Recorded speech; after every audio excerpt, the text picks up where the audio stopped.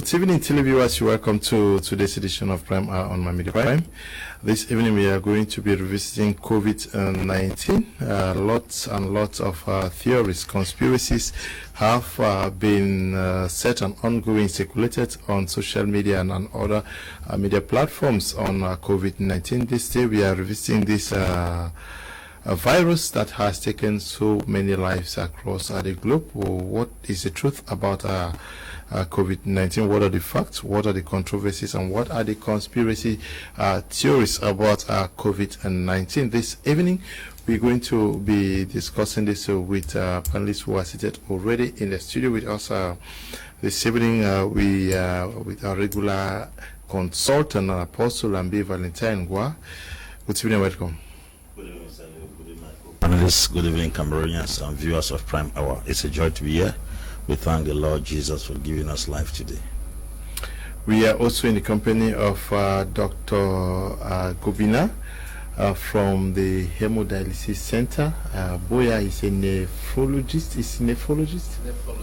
Nephrologist, yes. He's here with us. Good evening. For the first time, we're glad to have you. Thank you very much. Thank you for having me. I'm happy to be here. It's not been easy fighting COVID-19, eh? Not one bit. Not one bit. Okay, though some people still do not believe that it exists. We also in the company of Genevieve Souma. She's fondly called Jenny. She is an artist and also a farmer, though she's also involved in many things. We're glad to have you. Thank you very much. It is an honor and a privilege for me to be here, dear televiewers, talking with you this day about COVID-19. Let me start with the medical doctor. It's not been easy to convince people that this thing is real, doctor. That's true. We are running practically 2 years into the pandemic, and there are still people who have doubts. But what we can observe is that those who actively used to shout it out that it doesn't exist don't talk anymore, don't talk much anymore, like they are getting more indifferent to whether it exists or not. The facts, palpable facts in terms of people who have been touched, in the beginning you didn't know anybody. After a while you know one or two people who died from a strange disease, whether you believe in it or not. So people's minds have had to change over time concerning COVID, but no doubt there are still people who question if it exists. Some people say you have been at the fore of this fight for those who have been infected with the virus in the southwest region. Could you just paint a picture of what you people have lived these past 2 years? Being in the healthcare field, we have the joys and the pains of working in our profession. The joy of seeing new life, and especially people who recover from all kinds of diseases. The one thing that we used to see even before COVID is when people die. So that was not new. But we saw a strange disease, and one of the most shocking moments for me was when we fell on so many cases, showed up, and we had to care for them, and we tested staff, and the numbers were shocking in terms of staff who were infected, and it was an eye-opener. We didn't lose any staff in my hospital from COVID, but that alone sent a message that it's real. Protect yourself, take care of yourself.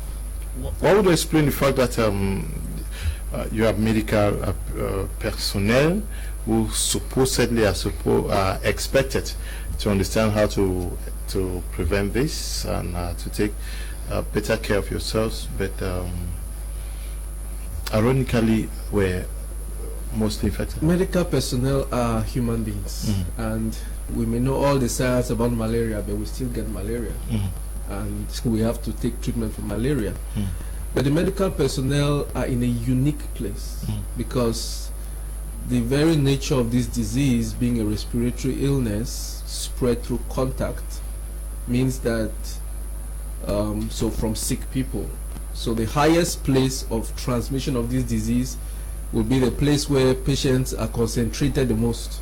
There is no place where patients are concentrated the most than in the hospital. So you have the conditions set for the high rates of transmission in hospital setting. That's not all. By our profession, we listen to you, tell us what's wrong with your body, then we check your body. We are obliged to touch patients. Okay.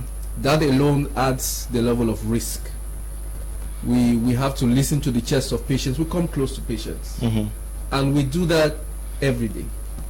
So if the other person on the street could keep themselves protected at home and only go once in a while to the market to buy things to eat, we are in contact with patients on a daily basis. So it places us at particular risk. And even doctors have the comorbidities that make COVID more deadly. And I just raise my hat to the fallen heroes who gave their lives in Cameroon, caring for patients who had COVID. Many of them doctors who fell on the battleground. Yeah, we know some of them who died out here in Douala, Cameroon's economic capital. Apostle Ambe, Valentine, Ngwa, we have discussed this topic already severally. Can we understand why it's some people actually saw this as something that was not real? Yes, Mr. Alo, it has to do with the psychology of people. You know, when a particular disease, the information is blown beyond proportion. People sometimes become very skeptical with what is manifesting around them. The pictures we got from China initially when the disease came up, it was something that when you inhale air in the street, you will fall and die flat. It's like people will litter everywhere. And then the prophecy that came from Melinda Gates that in some few months to come, dead bodies will litter the streets of Africa. That alone gave us the impression that by the time the disease will enter here, when you walk around places like Ndokoti, you will see corpses lying on the floor like peelings of banana. If you go around Bonaberi, you will see corpses lying down. But on the contrary, that was not what we saw. As a matter of fact, it was even difficult to trace a COVID patient. We had to take time to search to find out where to see a COVID patient. When HIV came into this continent, you could practically see HIV patients and the symptoms on them. And then you are living around a vicinity where you have to fast and pray to find a COVID patient. So psychologically, people were affected. People were actually affected because you could not see, as I must testify to date, I have not seen a COVID-19 patient. But have you heard of friends? We've heard of people who have had it, just like we've heard on television, and we are talking to the people who are hearing. And I'm hearing from the doctor that you have treated cases, but I'm still to find a COVID-19 patient. A person like me, psychologically, I'm traumatized, and it will take some time for me to believe that it exists, except I'm affected. But to say I've seen somebody, but I've seen HIV patients with symptoms on their body. I've seen tuberculosis since they came, and other things like measles that came in Africa. I've seen malaria patients. I've seen typhoid patients. I mean, to find a COVID-19 patient. Not that I'm against the COVID-19, but psychologically speaking, a lot of people will not believe because the impression they gave was that it was a kind of airborne disease. Now, when it blows across the continent Africa, when you move 2-3 steps along the street, you will see at least 15 corpses lying somewhere. So for people not to have believed till now, I think the information was blown beyond proportion. But can we not also understand that it's in Africa? Do you not believe what we saw happen in Italy, in Britain, in the United States? That is what we are talking about. Okay, you saw we saw on television. You know what finally gave us the impression that the disease is somehow a scam is because the prophecy that Melinda Gates gave that in some few months corpses will litter the streets of Africa. She's not God now. No, but she's not God. She is not God, that's true. But they were the prophets who had encounter with the sickness. Okay.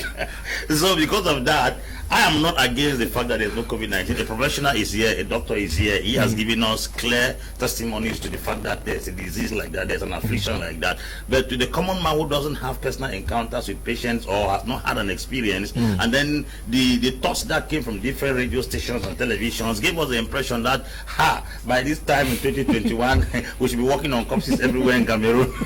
But you have to really live pray to see a COVID-19 patient. I'm telling you the truth. Okay. Jenny, yes, you are not a medical personnel. No, I'm not. You are not a man of God because she's a man of God and she's a medical personnel. You have lived, you are just, you are an artist and you are a farmer. Yes, I am. A common man, if I may say so. Yes, I am. And was it difficult for you to really believe that this thing exists? No, it wasn't. I'm somebody that does a lot of reading. I'm an avid reader. At the time when, you know, we started hearing about COVID-19, even before the government of Cameroon made any statement on national television or radio, I actually follow the news, BBC, and when I was like, wait, something is happening in the world, you know, even at the time when the world was not taking it seriously. But by the time that people started dying in Italy, at that time I was working in Kumba as the Disability Inclusive Development Officer at the Presbyterian Community Rehabilitation Services, and I already started taking precautions because I came in contact with a lot of people and I traveled a lot. I was living in Buea and working in Kumba. Now, what that meant to me was that, and then I was working with people who have disabilities, you know, a lot of people who come to our center for rehabilitation, especially those recovering from strokes. And I was very conscious about the fact that with what is going on, what is happening in Italy, and even though the world has not said anything about travel bans and stuff, I should be conscious about the fact that with me doing a lot of traveling to and fro, and also I'm working with people who could be vulnerable if exposed to this disease. At that time, not a lot was known, but they were already talking about people wearing face masks and keeping social distances. I had face masks.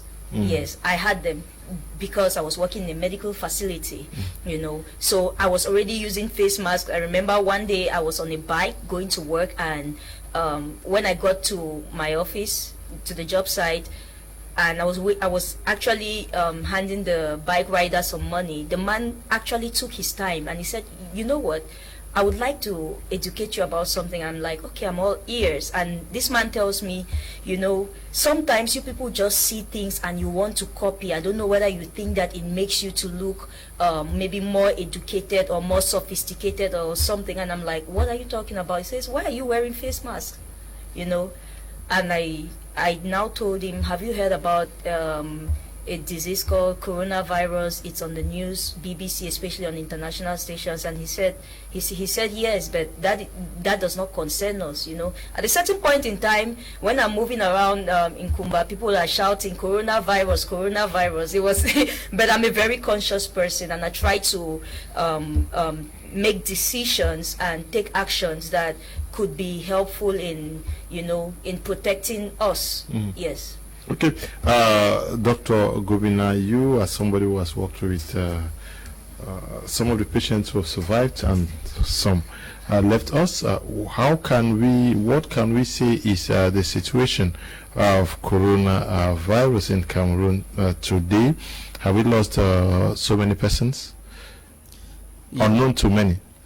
Unknown to many, and probably the answer to my question may touch a little bit on what the apostle is saying, which is to me quite pertinent. When you don't find something which people say exists, ask yourself one key question: where am I looking? Where am I looking? You know, I often have discussions with friends, like you discuss with other young people, and they'll tell you, every girl cheats. And I always correct them. I say, every girl you know cheats, because I know some who don't. It depends on where you're looking. I'm a kidney specialist, and one mother was in my office in the past 2 weeks, and she cried. Because she brought her 5-year-old child, and I was announcing to her that the child has kidney failure and will need dialysis. And she wept and wept. She had never seen a case. She didn't know what has her child done. That's what she was crying in my office. And if you put a survey out in Cameroon, have you ever seen a child with kidney failure? I can assure you the majority of people will say no. If there is any such sign, it's witchcraft or something, take the child to the church. Her child recovered after treatment. It depends on where you are looking. In the last 2 weeks, we have put almost 10 children on dialysis. I'm talking of less than 2 weeks. So it depends on where you are looking. We can talk about children on dialysis. Children, yeah. Oh, there are many. There are many. We can talk about HIV, talk about cancers, and many people have never seen one case. Doesn't mean they don't exist. As I said, There is a place where cases are concentrated. Take a stroll one day and head to a hospital, go to a cancer unit, and see people living the end of their lives or coming to take treatment to get better later on. The story is different depending on where you look.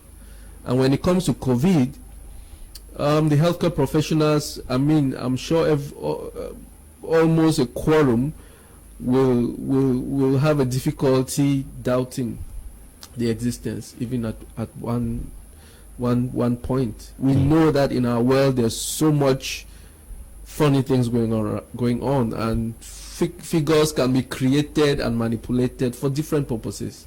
And we know that it has been suggested that the figures for COVID are manipulated because there is some financial reward based on numbers. All of that it's okay to think about such things, but we've buried official figures talk about 1,300 Cameroonians who've died from COVID. The majority have recovered, over 80,000, but some have died. And to those who have never seen a case, it might be insignificant, but to those who lost their mom, lost their dad, lost their brother or sister, that one case could mean the whole world to them. I know a friend who lost the father, a reputable lawyer in our country, because he came up with severe COVID, could not breathe, was in his car and drove through I was in Buea, and they called me and said, "Doctor, can you help us? We need a hospital." They went through all hospitals, all oxygen machines were occupied. The guy passed away on his way to Douala. To that family, the breadwinner is gone, and COVID is a reality to them. So I think perspective helps us to see what actually is the burden of this disease, and looking in the right place definitely helps a lot. Yeah, but doctor, you see many healthcare personnel actually lost their lives because of this. Is it to say that enough protective measures were not taken, or you were not given the appropriate material or equipment to protect yourselves? The protective measures, as wonderful as they are, nothing has 100% guarantee on it.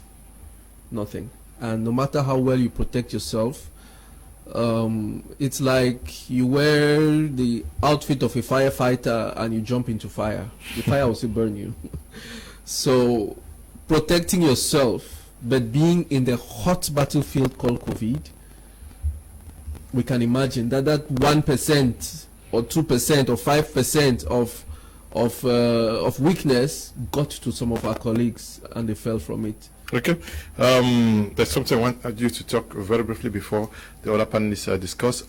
He made mention of the fact that Melinda Gates projected that corpses were going to litter the streets of Africa. We did not see that. Why? We did not see that, and we will not see a lot of things that people... The fact that people say things doesn't mean that they are true or that they will be true. But you make projections, and it is correct to make projections because planning and policy depends on those projections. And here is the normal projection that I'm sure everybody will agree with. If you have a serious health crisis which is widespread, the countries which will do better are those that are more advanced in their health platform. It's a logical projection. And those who have a weak health system normally should have a very poor outcome. It's a logical projection. And I think it was on that basis. She wasn't hoping that Africans would die. But if Europe, that has all the oxygen machines, America, that has, compared to Africa, and they saw their citizens die in their numbers, it was absolutely certain Africa cannot survive. Because they lack this. But how do we explain this? Yeah, that is man why, of God. Yeah, that is maybe why it's the hand of God that That is why I got a bit disturbed again. With advanced technology, advanced health technology in Europe and America, they were recording numerous deaths. How come with our in America, in Europe, health system, in China, with our dilapidated health system, yet we could not bear the amount of persons, because in Italy, when persons were dying, it was rampant. Yes. You could practically feel the impact of the COVID-19 in Italy. Yeah. You could handle it. It was tangible in America. But in Africa, it looks like a fiction. Yes. Because why? The COVID-19 are spotted dots Yes. on a white sheet of cloth. That looks like you have to really take time to pick the dot. It's not like a particular dot, a particular paint. In Africa, you have to trek for a mile before you see one COVID death. But in places like Italy, you breathe the death of COVID-19 patients everywhere. In America, it's so rampant. In China, it was something else. It died in thousands in the UK. Yeah. Then how come we, with a lower technological health materials and equipments, We have less cases. I would say again that it's, if I were to complete my reflection on the projections, when you make projections, you use information that you have. Now, the more information you put in, the better your projection would be. But in that Gates considered one factor, I'm imagining, and many others. She was not alone, so we'll not stigmatize her. But they considered the technical platform. And we have discovered that 20 years from now, books will be written. And I will be very interested in reading what those guys will write, because they will tell the story of a moment in the world where the most powerful were brought to their knees and the least powerful seemed to remain standing, because they failed to consider several other factors that have nothing to do with wealth or affluence. It had nothing to do. The fact that your child, when your child is born, the moment they start to walk and crawl, we leave them on the ground. They play outside and they pick the ant that is passing and put in the mouth. They are exposing themselves, for example, to many environmental antigens and developing a kind of immune system that is different from what the white child has, because they are living in a crystal clean environment. They don't have the same exposure as you and I. So many factors are different. We didn't know before that the factor of age difference in populations had so much weight, because the Western world, because they are richer, they live longer. They don't get as sick as we are. When they get sick, they go to hospital early, they have the best care, so they live longer. If the age life expectancy in those places is 75, 80, 90 years, in our little Cameroon we are in the 50s. So we have a lot of young people, and our parents, I remember one of my first internships as a medical student, we had to take one family as a case because they had 15 children. And they had no plan. We proposed family planning to them and they had no plan to stop, but they could not send any of them to school. So we are highly producing young people, and the young people, as is confirmed even now, seem to have a more robust resistance or survival towards COVID than the older people. So the death rates cannot be the same. The number of cases, symptomatic cases, cannot be the same. It's just obvious. But I think even now we have not yet put in all the factors. In the next few years, because there are studies going on looking at our genes, there are studies going on looking at our immunity. When we put all of these things together, we might more perfectly be able to say why the Italians died and the Cameroonians did not as much. Okay.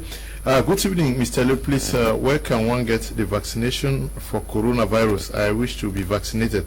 Is Eba Justin writing from Kumba? Yes, the vaccine is, there are several vaccination centers. If that person in Kumba works to the district hospital in Kumba or the district health service in Kumba, they will be able to access the vaccine. Okay. Greetings to everyone in the house. To me, COVID-19 has been a fact and a reality. I had followed it on BBC and CNN immediately it broke out in China, where pigs were buried alive. It took me time to comprehend it, because at the time it was basically just in China. But when it came to Cameroon, I believe it exists, but didn't took it seriously until it caught me directly last year, May 2020. Since then, I don't leave my house without a face mask and my identity card. I encourage us all to follow all government measures to avoid the spread of COVID-19, and also that we try to take the vaccine. people are just afraid for nothing. Okay, this is a victim writing. I think the people died rampantly in Cameroon from COVID-19. We should not forget that data could not be properly or effectively gathered. Many Cameroonians traveling abroad have the antigens. Uncle Bob is writing from Copenhagen, that is in Denmark. Good evening to all on the panel. To doctor, why is there no vaccine for malaria, which have been killing before the coming of COVID-19? Ken is writing from Limbe. The day we talk malaria, you asked that question. Today we are talking COVID-19. Good evening, Mr. Liu. This is a good topic, but the sound system is breaking. I think the technicians should check the sound system. Apostle Ambe, Valentine, Ngwa. Is it because Africa also to some extent is too spiritual that they did not die as much as in Europe and in America and China? Well, I'm not a medical personnel, but I want to reason. Yes, I'm a man of God, but I don't want to believe that it's because of spirituality. It's not because of spirituality. I think it has to do with our immune system. Probably we are exposed to these flus because COVID-19 is more of a flu. We're exposed to things like typhoid, malaria, because from statistics I gathered is that it's difficult for somebody to be sick of malaria in America and be treated there. They don't treat malaria because they hardly get it. And then persons also who live in Africa, they are used to things like typhoid, things like malaria. So when the COVID-19 came, there are things that we've been using. Look, for instance, like what Bishop Kleda used produced here in Cameroon. It was finally, I heard it was endorsed by the government, which means there are particular herbs in Africa that gives us resistance against such kind of flus, which those people over there do not have it. That's the reason why the impact on them was so much. That is one of the things I believe. And then secondly, how do I put it? The measures that were put in place that Africans should follow, most Africans did not follow those measures. If you go to Mbopi, on a normal day, you will see crowds in the market. You go to Logoti, you will see crowd. The social distance was not maintained. The face mask most people did not wear. Africans opened snacks and they said they should not open churches. People sat in snacks, drank alcohol, embraced each other, danced in nightclubs. They did not have it. So those are the things that if you put those things together, it had to actually affect the psychology of people to believe if this thing is actually real. Like the doctor said, it is in the hospital, you will definitely find sicknesses like that. And since being a medical personnel, they felt the reality and saw the actual manifestation of COVID-19. But to a common man in the street who never had an encounter with a COVID-19 patient and never suffered COVID-19, or probably some of them stumbled across COVID-19 and drank some herbs around here and it flushed it away, to them that COVID-19 does not exist. But as times went on, we actually registered so many number of that, a particular period of time. This person has died here, this one has died here, especially government officials who fell within that period of time. Most of them were attributed to COVID-19. So I want to believe that the impact of the COVID-19 in Africa, the way we're expecting it, it did not come as expected. And I hear somebody say there was no data or CNN gives statistics of world COVID-19 patients every day and the number of deaths, except the person is not following news. COVID-19 did not occur in an analog age. It occurred in a digital age. Everybody was exposed to information. Cameroon Minister of Health constantly tweeted if he was not following Twitter. So I don't know where he's getting information that people were not exposed to information. We're exposed to information. You will discover that when they say 1,500 persons are affected with COVID-19, 1,300 got healed. Got healed of what? What was the drug that they used to treat the COVID-19? Because the vaccine was to prevent people from getting the COVID-19. And at a certain level, when they did the research, they said, well, even if you take the vaccine, it's not guaranteed that you are secured. You are protected. You can still be affected with the COVID-19 vaccine. So we are, with all these informations going left and right, the common man who actually goes after information could be confused. Because as I stand here, I'm still confused. While sitting here, I'm still confused. You cannot be taking a vaccine that cannot help you. Okay, we are going to be talking about the vaccine. Good evening, Mr. Liu, and greetings to all. Any doubt on the existence of COVID-19 is really witchcraft. It is real, and its effects, both direct and indirect, cannot be overemphasized. I encourage everyone to try and get vaccinated, because soon these vaccines may disappear while the different variants of the disease shall be rampant. Let's stop heeding to discordant voices of vaccine critics and believe the science. Clovis is writing from Buea. Yes, Jane. Basically, what I want to talk about is make a reaction about this whole data issue. I am with the person who spoke from Copenhagen. Okay. Yes, about the fact that the availability of data, is very important and is very crucial. Now, Apostle Ambe made mention of the fact that CNN has been giving updates, which is very true, and talking about the fact that at a certain point in time, the Minister of Health was giving maybe daily updates, which is very true. But if you have COVID-19 or you have those symptoms and you refuse to go to the hospital, what data does the minister give? So are we saying that the data that CNN has of COVID-19 prevalence in Cameroon, no, in Cameroon, okay, Cameroon, yeah. Yes, or that the Minister of Health used to tweet about concerning Cameroon, is it representative of those who possibly got infected by COVID-19? And I would say no. First of all, we had so many people refusing to go to hospitals even when they had malaria. At the time when, because right now I don't think the minister has been talking as much as he used to about COVID-19. There were people who refused, like there was a certain lady that I got a call from the US to go pick her up from her home in Fiango.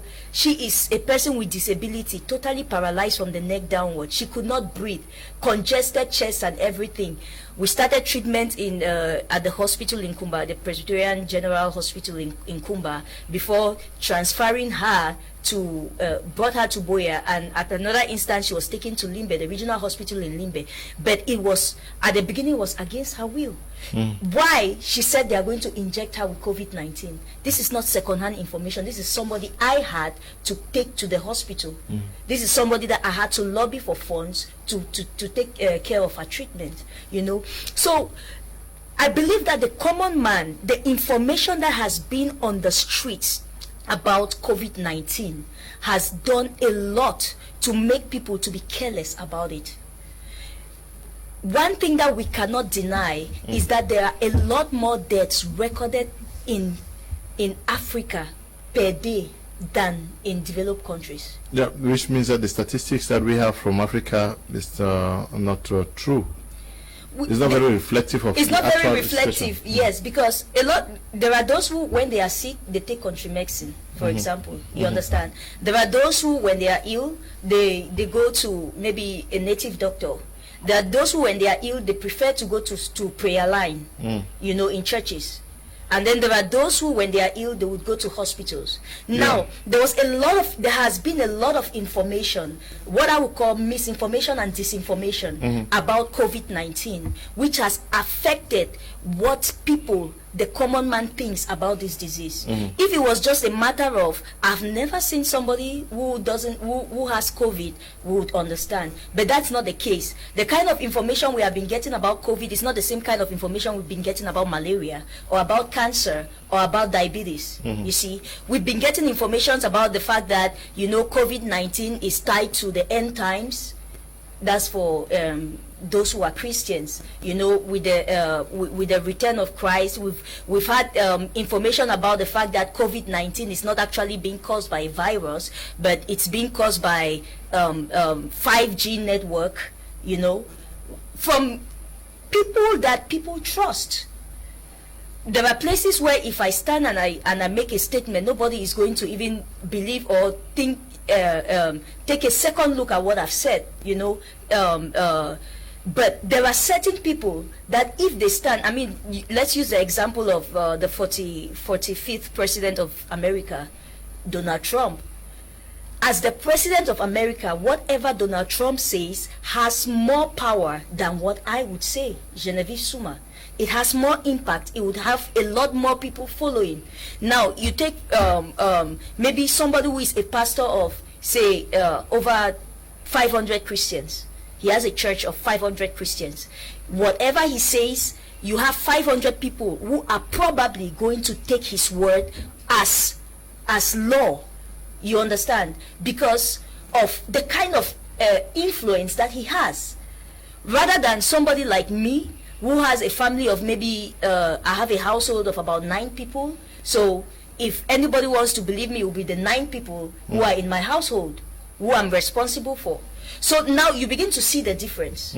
Yes. Now the kind of information that is being passed out, and the people who are passing out this information has taken, those things are some of the things that affected the common man in the streets, what they thought about COVID-19, what they believe about COVID-19. Okay. Good evening, Mr. Liu. I'm enjoying the program. Though the epileptic nature of a new wound lets me follow the program well. My greetings to Dr. Gobina, Ronald. It's Raymond writing from Bamenda. Stop calling, please. Step when you call. Good evening, Mr. Liu. This is a great topic. Coronavirus remains a political scam to reduce world population to what the sustainable population. I still advise no Cameroonian should take a vaccine that won't help. Enoch Sakwe is writing from Douala in Bonaberi. Please, can you stop calling? If you're watching us, can you stop calling, please? Okay. This one says, good evening, Mr. Liu. There is no crime for... Okay, this what you're writing is unrelated to what we are discussing, so I want to read it. To me, Mr. Liu, COVID-19 in Cameroon,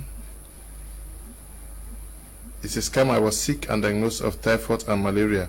I had difficulty in breathing, but no test strip to diagnose it if I had COVID or not in Buea.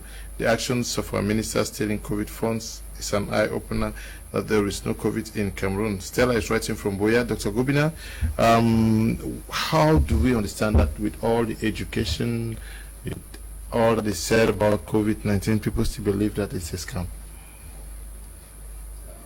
Usually those who still believe it's a scam keep their reasons.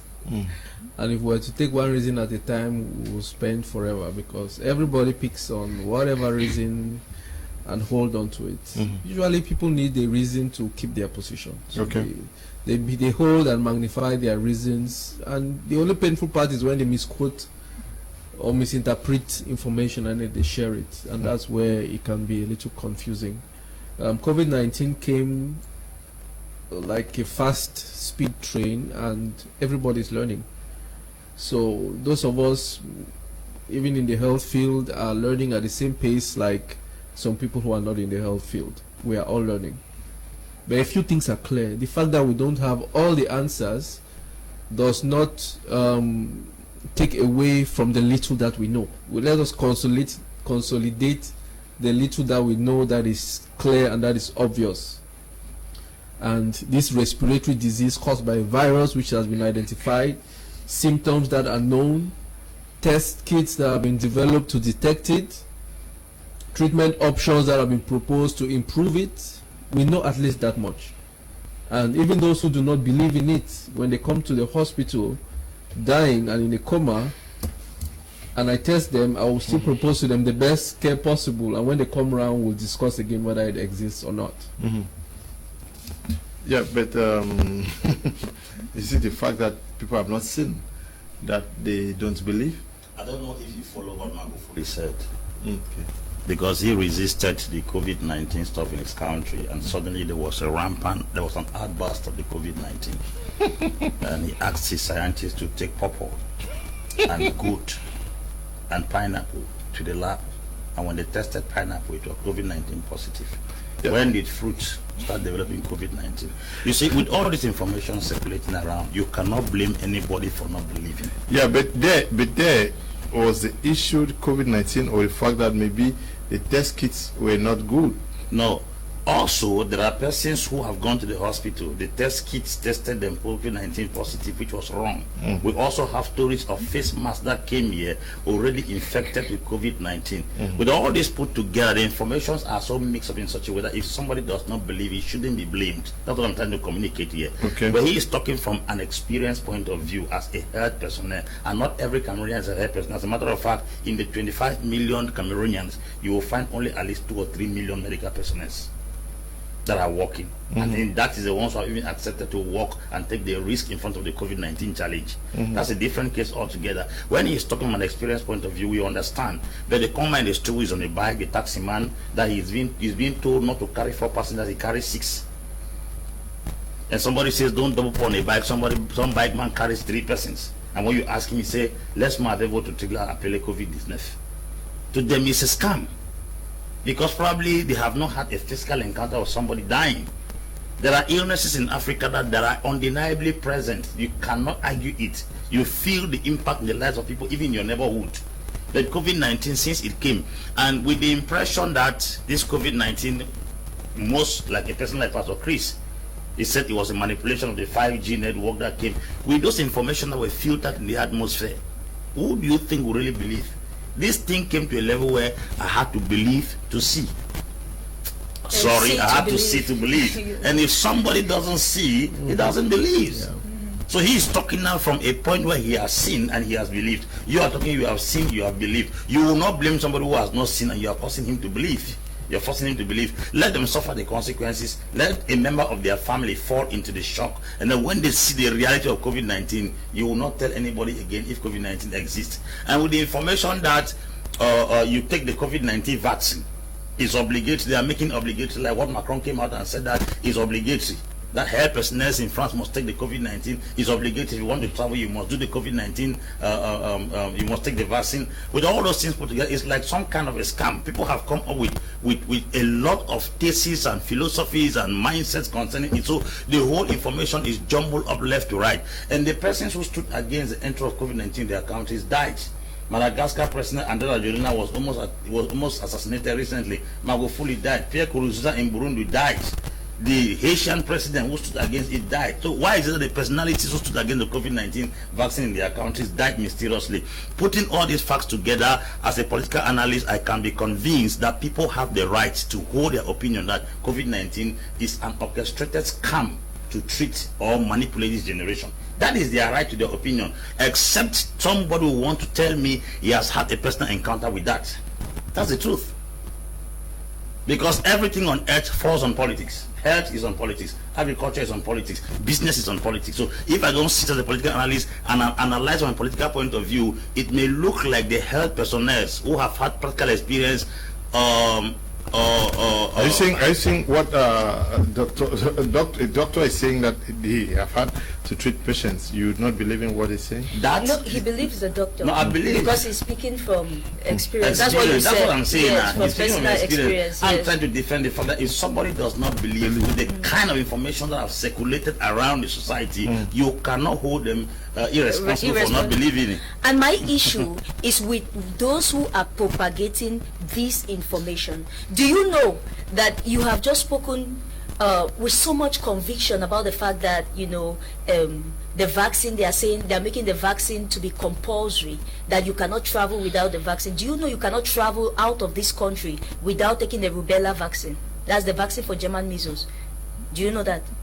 Do you know that you need a yellow card? Now, what are the what is particular about the COVID vaccine? It's the same. It's practically the same thing, saying that you cannot travel without COVID vaccine, and you cannot also travel without vaccine against German measles, against measles. I am not the health personnel, but I think doctor will agree with me that the procedures and the years taken to prove every vaccine, COVID-19 vaccine, is strange. It takes at least 8 tests to prove the validity and the authenticity of every vaccine. And some vaccines take at least 6-7 years to be proven. The COVID-19 within 12 months, there's a vaccine. There should be a question mark somewhere.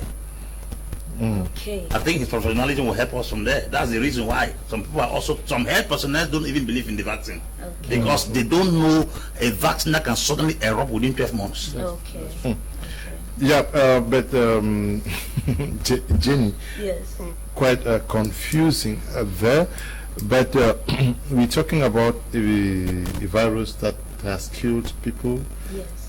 You say that many more persons have died in Cameroon than the actual statistics. Yeah, I say it's How? possible because I cannot prove. I cannot prove that I don't also have the data. I'm saying that we don't have enough that. How many autopsies are being carried out before people are being buried? You know, yes. And then again, I said, how many people go to hospitals when they fall sick? I mean, under normal circumstances, COVID aside. And then now, even with the COVID, many people actually ran away from going to hospitals. Many people stayed back, violently refused. And their immune system fought against it, and they got. Yeah, it. many people got well. Many people did not get well. Yes, but now we have situations where we cannot say for sure, we cannot determine for sure what this particular person was sick of or what this person died of. You know. Yes, that's just what I'm saying. So for us to hold on to the statistics point to state that maybe there are less deaths, but I actually believe that there have been less deaths in Cameroon. You know, considering the age range of our population, we have a more youthful population, and the youthfulness actually the youthful ones have been able to escape. By the way, at least 80% of people who get diagnosed with COVID-19 would get well without any form of treatment. That is the honest truth. Now, where some people try to downplay this, you know, about COVID being a scam, is the fact that, okay, why would we say that it is a pandemic if 80% of the people are going to get well without needing help? Where we don't look at it is the fact that, imagine, the statistics actually say that 5% of people may likely die, you know. Now, 5% out of 8 billion people in the world, how many is that number? Think about it. So when you just say 5%, it looks like it's a small number. Even if you say 1%, it looks like a really small number. Until you say 1% of what? 1% of 1 million is 100. 1,000. Sorry, it's 100. The 5% of 8 billion people on Earth, it's a lot. It's supposed to be 400 million people. Which is a lot. If 400 million people die at once, that is a lot. You must ask questions. Okay, let me ask you this, Apostle Valentine. Sorry, I'm not putting you on the spot. I'm just trying to imagine. Imagine that you were, say, the governor of the littoral region where we are, right? And then you find out that people are dying. I mean, normally people die a lot here. Yes, in Cameroon, people die a lot. But you realize that, you know, a lot more people are dying, and you have no idea what is going on. How would you feel? Because you have a responsibility over the people of your region, right? Whether it's politically, you also live in the same place. You are thinking, what if this thing that is killing these people also kills me or somebody in my household, right? And then you are thinking economically, if this many people are dying, how much money are we going to lose in terms of maybe people who were doing businesses and bringing in taxes, you understand, into the region? Then you are thinking in terms of, okay, now I don't really want this many people dying in my region. We need to find an intervention. We need to find a way to curb these things. You know, sometimes when you put yourself in a place where you are responsible over the people, you may think differently, because at this time you have certain responsibilities on your shoulders. But when I just have to worry about myself and maybe my family, my immediate household, yeah, it may not matter much. But if you had that administrative responsibility, or say you were the senator or parliamentarian or mayor, right, and then there is something happening and a lot of people are dying in your municipality, what would be your action? Definitely is to send health personnel to go on a research. Good evening, Mr. Liu. I really enjoy your program. I believe COVID-19 is real, but my problem is the Johnson & Johnson vaccine is what has been rejected in the US, Canada, etc. Why should it be sent to Africa? Okay, that is his concern. Good evening, Mr. Liu. COVID-19 is real, but the science of COVID is not clear. We were told vaccines will do the magic, but how can we understand that a vaccinated person should still wear a face mask? Is the vaccine not supposed to protect you against any COVID variant? Okay, I'm sure Dr. Gobina is going to answer that. Good evening, Mr. Liu. I'm enjoying the program. This method that they ask to wear face mask, when breathing, we take oxygen and send out carbon dioxide. When the mask is in your face, we still take in carbon dioxide in our body. Is that not CO2? I'm saying that that method is not good to prevent COVID-19. Please ask the doctor. Is it not poisonous to health? Pa Sam is writing from Douala in Bonaberi. Good evening, Mr. Liu. I love your program and greetings to you all in the studio. Mr. Liu, there is no one who knows someone who have died of COVID-19. To you all in the studio, if you know one, tell us. Elvis is writing from Equatorial Guinea. Elvis, I know persons who have suffered from COVID-19. I saw them suffer. Hi, Mr. Liu. Great topic about COVID-19. I want to say to many is still a controversy. I just wanted to ask a doctor, why is it not recommended to use chloroquine and others to treat COVID-19 as recommended by Dr. Elizabeth in the United States?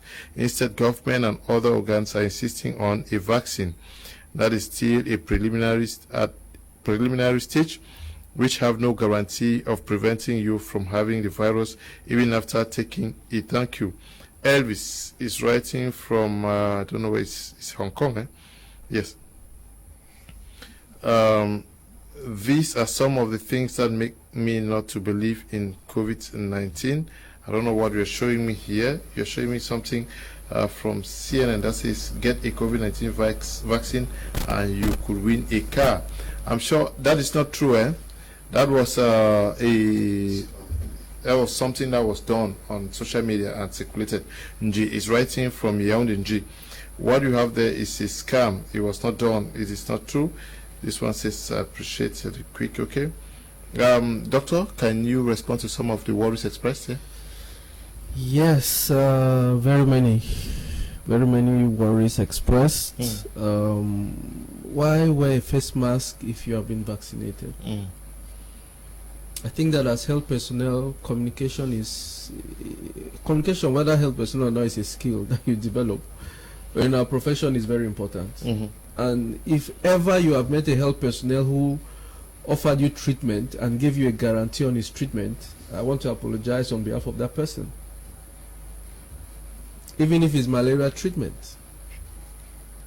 There is no, when studies are done to validate treatments, it's not because any of them reached 100%. That's not how science works.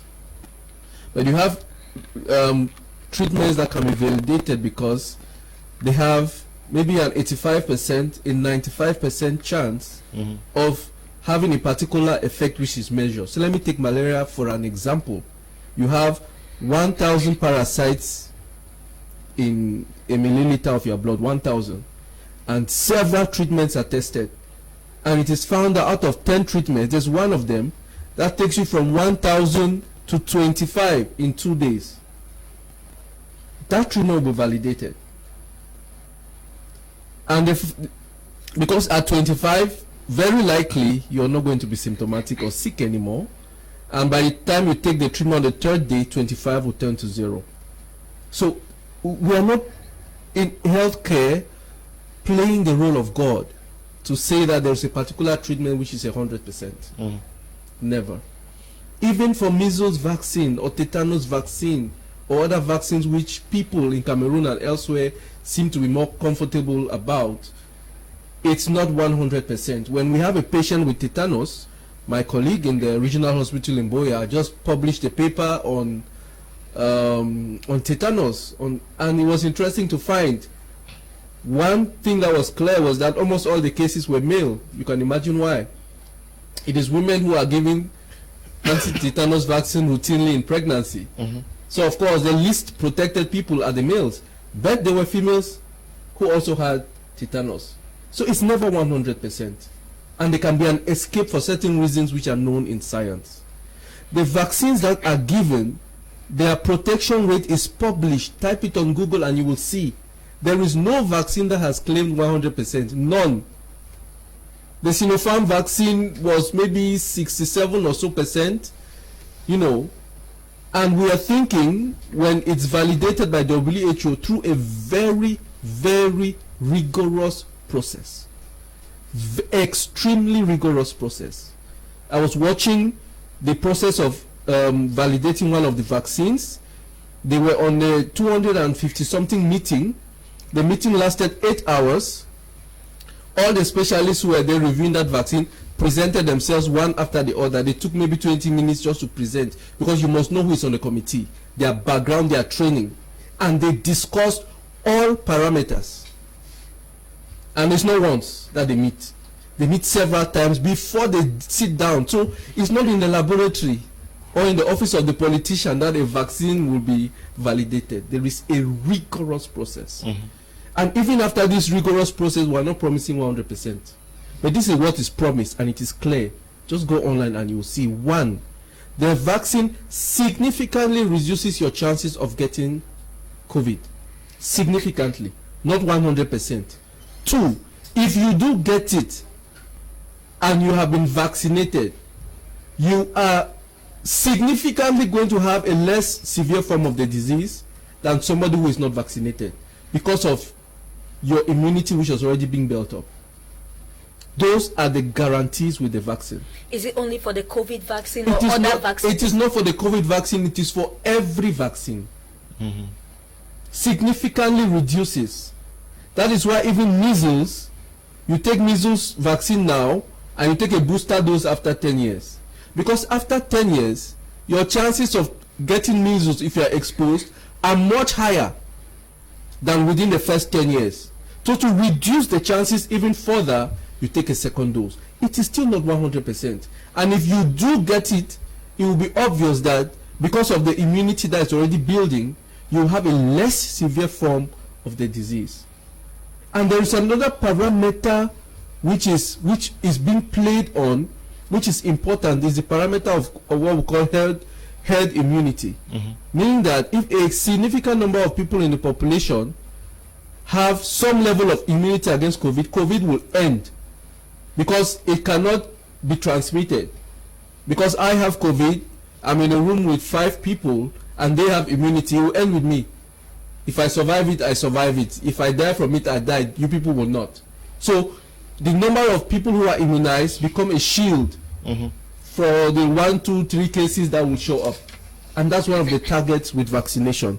Another question, why is chloroquine not being, is hydroxychloroquine? Our national committee advising on the use of, on treatment and management of COVID cases maintains the use of hydroxychloroquine. That has never been withdrawn in the Cameroonian protocol. So, and it's not because the doctor in the US said so.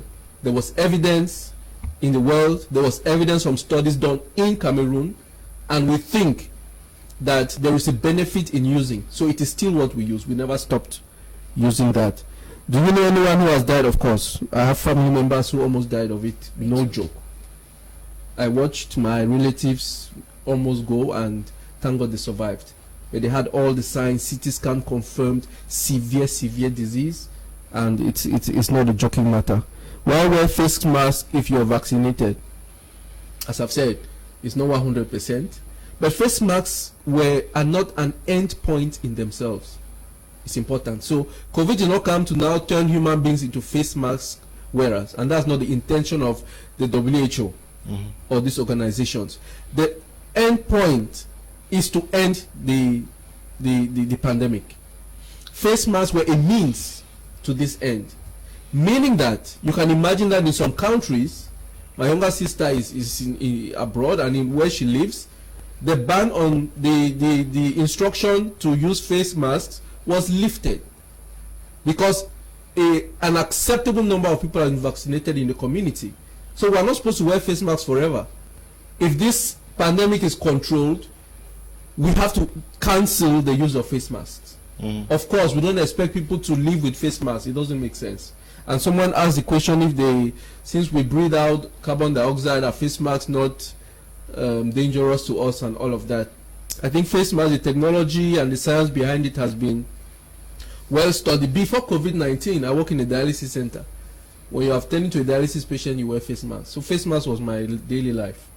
When I'm in the operating theater and I'm operating and it turns out to be a long surgery, I've worn a face mask for 5-6 hours and I haven't died from it. So the risk of dying from face mask is not what we think. It's true that advisory notes were given concerning the use of face masks in certain age groups, especially children, who can suffocate from inappropriate use of face masks. Why is there no vaccine for malaria, but there is vaccine for COVID-19? That's a very important question, and I want to appreciate the person who asked the question.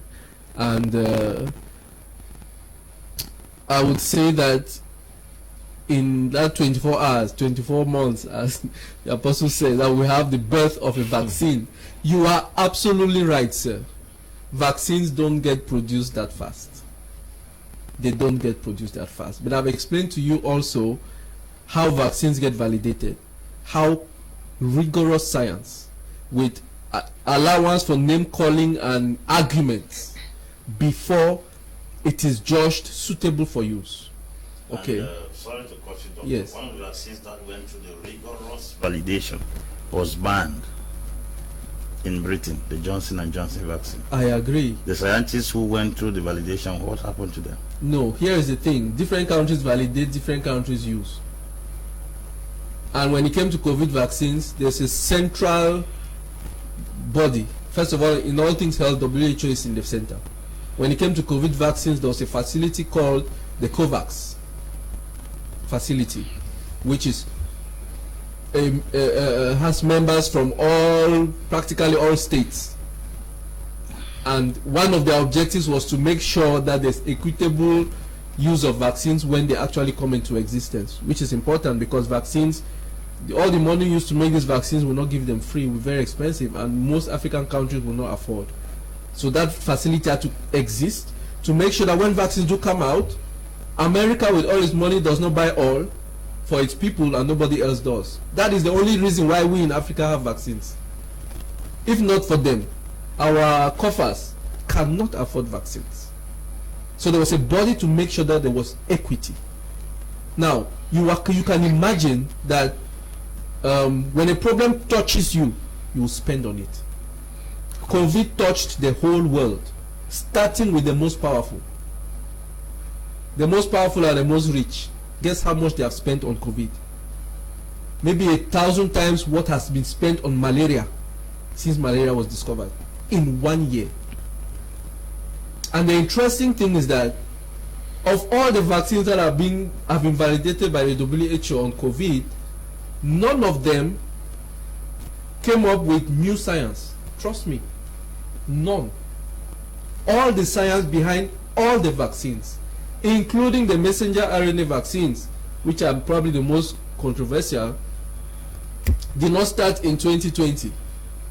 Research on messenger RNA use in vaccination, in cancer treatment, started as far as 1970.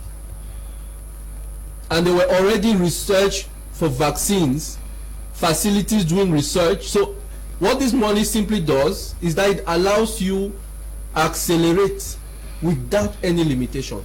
Which means that if, what you're saying, in effect, is that if Europeans were to die as much as Africans are dying from malaria, the vaccine for malaria would have been found. I assure you about that. Okay. It's because Europe and doesn't America touch them.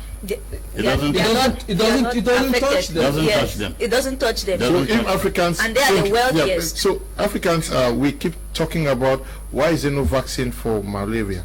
We are in Africa, we are the richest continent. I'm sure that question should be pushed to our president. The solution for malaria will be found by Africans. Okay. It has been found. The solution will be found by Africans. So Africans, the challenge is us to push for a vaccine. Yes. I gave you a testimony of a friend that lived in Canada, and there is a drug in Canada when you're coming to Africa.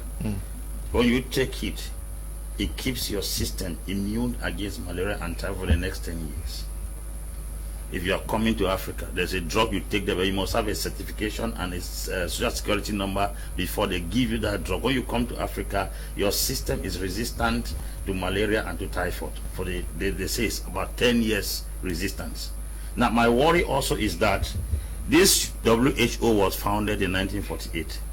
And some of the articles of the WHO says that when there is a plague in the world, any country that discovers the cure to that plague, the rest of the countries will have to align behind the country for treatment.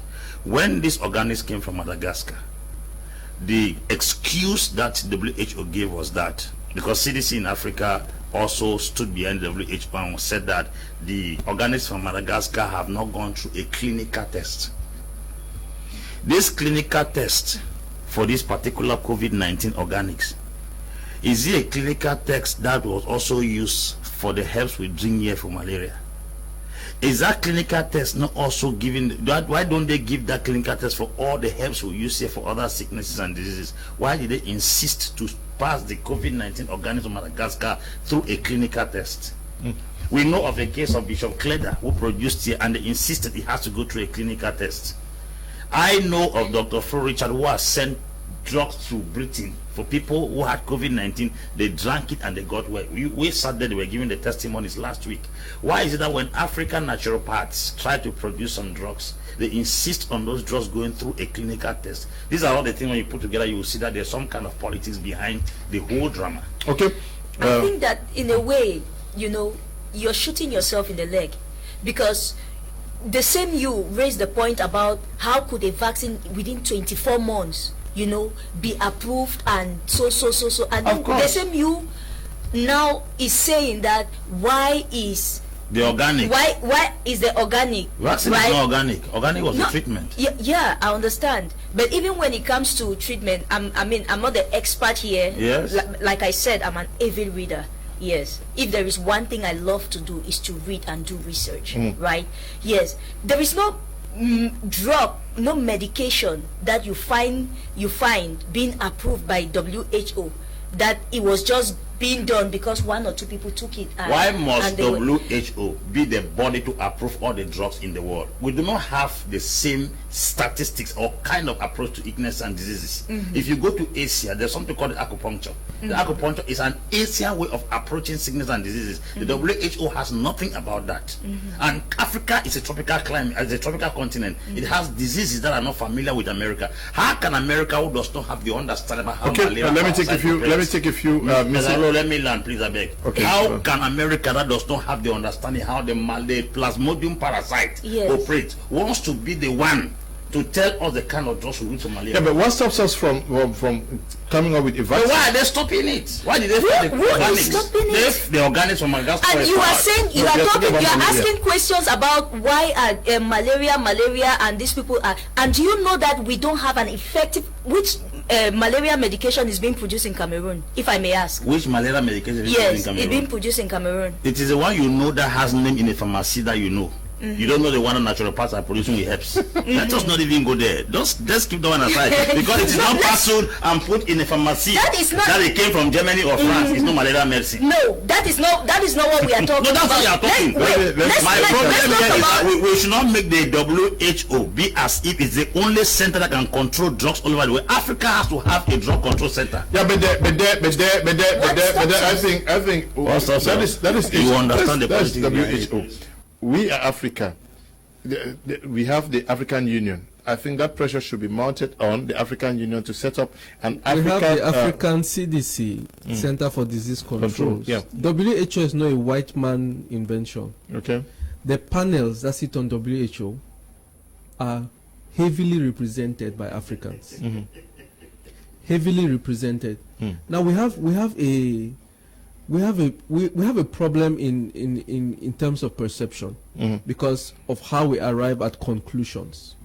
And the classic example I always use when I'm teaching medical students is when I talk about, sorry for using the Chinese as an example, a lot of Chinese people are short. A lot of Chinese people eat rice. Conclusion, a lot of Chinese people are short because they eat rice.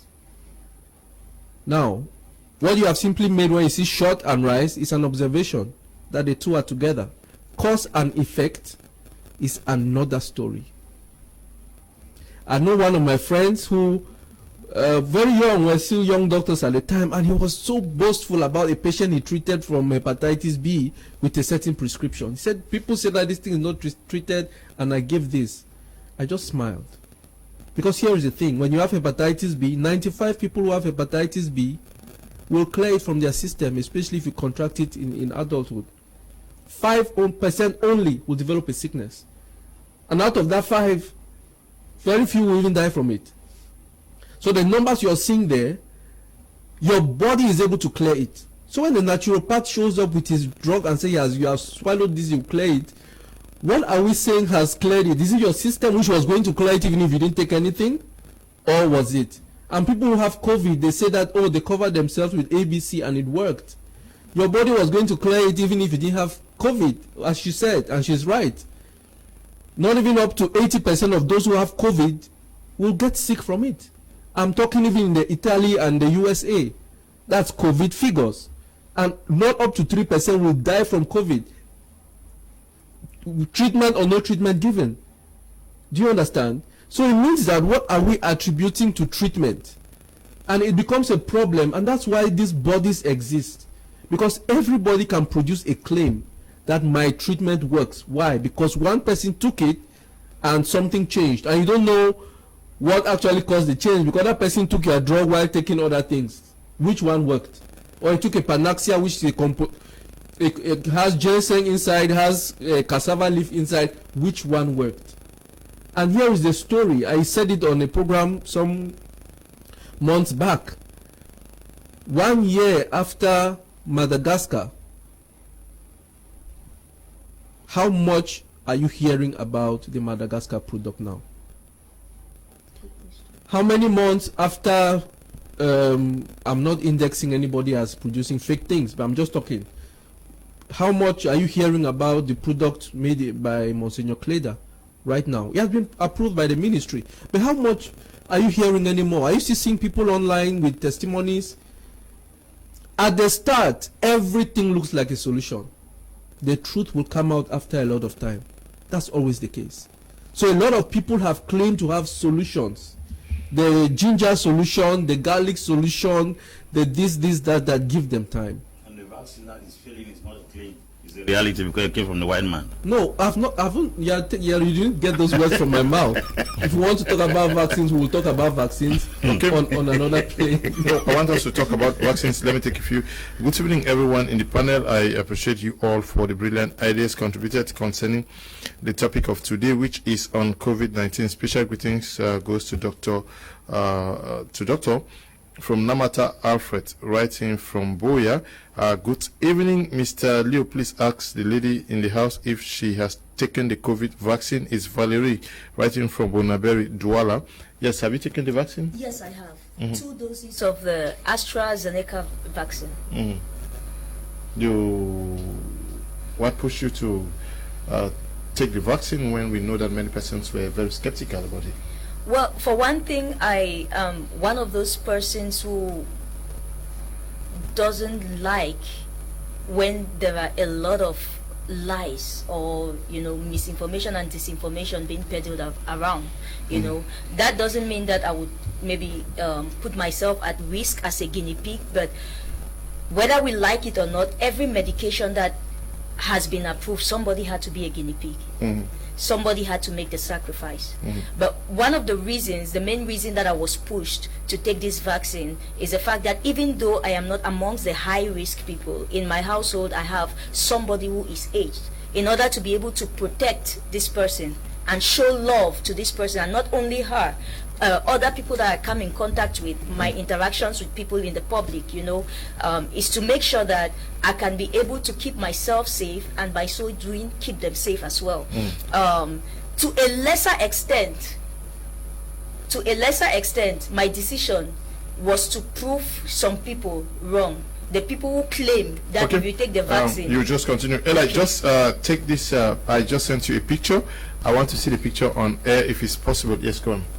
Yeah, to a lesser extent, I decided to make myself an experiment for the people who have decided to spiritualize or Christianize the vaccine. Yes, and I'm ready to find out where the relationship between Christianity and the COVID vaccine comes into place. Yeah, but you took it and it was on social media.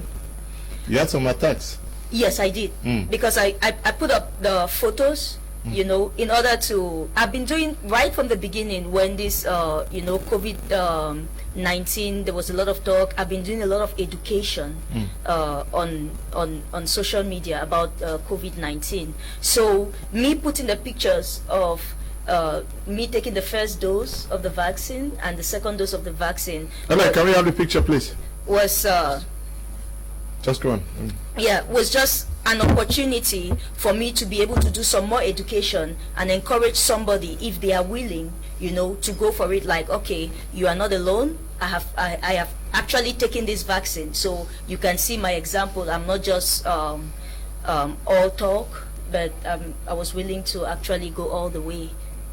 But how do we understand that you were heavily attacked? That you were. What was the problem? I was shocked myself, you know, at the attacks that I got on Facebook in the comments. Firstly, it's my choice, it's my decision, it's my health, and like what I wrote, I said my health, my priority. You know, yes, I'm firstly trying to protect myself and then trying to protect other people around me, and I didn't understand why people felt so strongly that I took a vaccine that doesn't affect them. It protects me, it doesn't protect them, it doesn't cause any harm to them. On the contrary, if they come in contact with me, based on my decision, they are going to have some level of protection in case I could have been infected or been a carrier, you see, to expose them. So it was shocking. I'm still to understand what was going on, and every single one of those attacks came from a place of the Bible, trying to use the Bible to say that I have done the wrong thing. I had somebody tell me that I do a lot of Bible teaching online. I had somebody tell me that I have no message anymore to the body of Christ because I have taken the vaccine. And I asked him, I didn't know that the message of the gospel of Jesus Christ, which is about the salvation of souls, has anything to do with COVID or with taking the vaccine, you know. And amazingly, almost all of these people have taken vaccines at some point in their lives, especially because here in Cameroon, there is no way. That is, someone asked whether she has taken the vaccine. That's a picture of Jenny. Yes. That was, where did you take it? At the Buea Regional Hospital. Okay, so those of you who were asking whether she has taken the vaccine, there she is taking the vaccine at the Buea Regional Hospital. Actually, we should talk with Fatia. Yes, this was the second dose. That was the day I took the second dose of the vaccine. Yes, so I think a lot of, and then I've had people who said that the vaccine that I took, I should not be proud that I took a vaccine because the vaccines that are being sent to Africa are a different kind of vaccine, you know, or a different composition from the vaccines, the same vaccines that are being administered in the developed world. And I asked, where is the proof? Yes, how do you understand this, doctor? That persons think that what Genevieve took out here in Africa is different from what they are taking in Europe. I think she's asked the question. I mean, when you make a claim, justify it. Probably they have some evidence. They should bring out the evidence. It's all about evidence. Because when we look at the chain of how the vaccines get here, I've mentioned the COVAX facility, which is a conglomerate of several bodies watching over everything concerning production and distribution to ensure equity. And they make sure that what is the same vial that is received in this country is the same that is received in this country, that it is transported from one place to another in the best conditions. That is our own evidence, and if there's other evidence more heavy to suggest that it is, I don't know, vaccines made, I don't know, in Mutengene or I don't know where, then we would love to have that evidence. But to just make the claim and put on social media doesn't give weight to the claim just because it was said. But do you understand why some people, you say it's Christians who think that you have no message because you took the vaccine? Yes, a Christian actually said that to me. Yes. Do you? I totally understand, because I do know that, as you said, influence is everything. And when you have influence over people and you advise them for or against something and they listen, we have what we have today. So a lot of people were advised against by very reputable men of God, talking about 5G, talking about the Antichrist and all of these, the agenda of the Antichrist. They said a lot of things, quoting scriptures. And unfortunately, I wish they were here so we have a discussion about what those man of God is not. Yeah, I don't know what he I practically didn't hear him say any of those things, but you know, it's interesting how far people would go, because one of the best ways you can have people follow your advice is to use frightening language and threaten them. You lose your salvation, you and all of that stuff, because you're trying to take a vaccine. Apostle Ambe, no. I did not hear you say these things, sir. No, even the men of God they are talking about could not have possibly gone to the extent of losing salvation. Salvation doesn't come from anybody. It doesn't come from your works. Yeah, but the road to hell. The road to hell. It should be a novice and a baby who wrote that thing, because any mature Christian will understand that no pastor, no deacon, no archbishop, no bishop gives salvation. Jesus gives salvation, so nobody can take it from you, and nobody has the right to tell if you are saved or not. Thank you for that. There is no measuring rod. There is no thermometer. There's no barometer I have to put on you to measure if you are saved or not. The salvation of a soul depends on Jesus Christ and nobody else. So if somebody is writing that, it shows the person's level of immaturity when it comes to spiritual things. That's totally wrong. If they say she does not have a message, it's another hyperbolic expression. It's an exaggeration of what she's done. If she decides to take the vaccine, nobody is here to preach against the vaccine. We are talking about the conspiracy and the controversies that have gone around the world as far as the vaccine is concerned. I, as a political analyst, I'm trying to bring out the general perspective, so that he, as a medical personnel, could answer the questions that are boggling the minds of people around the nations of the world. That is my business here. So I'm not like fighting him. I'm trying to bring out those questions that are going around town. So as a medical personnel, like now, he has convinced us that he has seen COVID-19 patients die in his hands. As a medical personnel, he's told us also the reason why the vaccine came out so fast, because those are the questions that people are going, and the reason why we are denying the naturopath drugs in Africa, and those are the things I'm trying to bring. As when you see me throw up those things, but let's get at she raised an issue. Yes, that she was attacked by Christians who think that she had no reason to take the vaccine. Yes. I don't know whether another reason that was an anointing that is supposed to flush out the virus, or we are immune naturally. But I also understand that Archbishop Duncan William took the vaccine. Yes. Now, what I have to clarify is this: we have different dimensions of faith. There is little faith, there's strong faith, there's great faith. And there is weak faith. Everybody is operating at a level of faith. It doesn't have to do only with COVID-19. There are persons that will have malaria and stand the ground with God's word, and they will not take anything, that they will get well. And if they stand by level of their faith, they will get well. There are others who have HIV. They have not taken the antiretroviral dose for sustenance. They have stood their ground with God's word because of the level of their faith, and they took it. Others have had HIV and they are taking the antiretroviral dose. Others have equally had malaria and they are taking things like Patem for sustenance. So it has to do with the level of faith. If a preacher does not want to take the COVID-19 vaccine, it is based on his faith, and he should not fight somebody who is operating at the level of his own faith. You heard Duncan Williams said, I took it because I have faith. You are not taking because you are afraid and you do not have faith. The Pastor Chris said, you are taking it because you do not have faith. So you see, the controversy is that somebody is taking faith, because faith is not just a balance you hang on. In the book of 1 Peter, it says, add to your faith knowledge, to knowledge virtue, to virtue temperance. So faith is a foundation on which other things are built upon. You cannot just hold on your faith independently. So when she has taken the vaccine, it is according to her faith. In this kingdom we belong, called the kingdom of God, nobody can walk with your faith. It is according to your faith. If I don't take the vaccine, it is according to my faith, and I should not fight her for taking it, because that is where her faith stands. It should be clarified. It should be clarified. Okay. Now, that is a slippery slope. First, I don't see why there is a relationship between faith and taking medication. No, there is. Let me There learn, is. please. It's not a slippery slope. There is. Let me learn, please. You know, Paul writes to Timothy and tells Timothy, for thy belly bite, drink a little bit of wine. And what did he Paul take for his own belly bite? Now, what Paul is prescribing is a medication. He was not telling Timothy that learn how to drink Mimbo. That if you drink Mimbo, you know, you will not have belly bite and stuff like that. No, it was a prescription. It was as a medication.